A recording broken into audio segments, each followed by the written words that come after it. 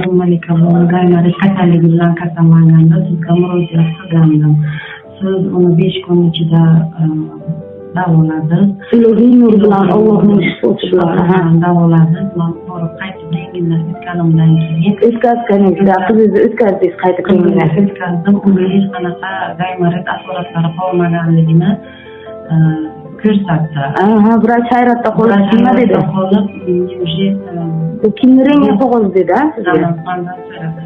Bu kishi bir haftadan 5 kun ichida davolanganmi?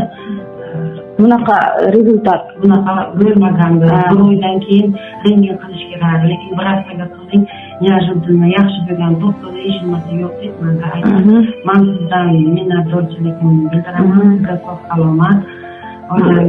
Rahmat sizga ham. Rahmat. Hamidajon, endi shu vaqtida qizingizga hech narsa yedirilgani, hech narsa ichirilgani yo'q. Allohning nuri bilan davolandi. Shunaqami? Xuddi shunday. 5 kun 15 daqiqadan men unga 5 ta muolaja o'tkazganman. Sizga endi davolaganganiga 2-yil ketyaptimi? Ikkinchi qishni o'tkazdi. Bosh og'riq, Gaymari yeringi shilmalar bezovta qildimi? Yo'q. Bezovta qilgani yo'q qaytib, ha? Yo'q. Хорошо. Allohga hamd sanolar bo'lsin.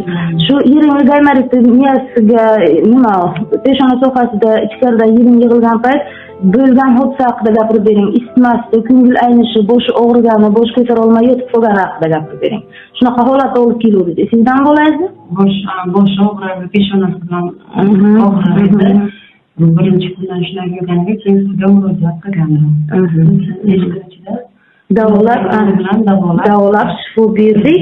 Allohga hamd sanolar bo'lsin. Haligacha o'ynab qilib yuribdi qizim.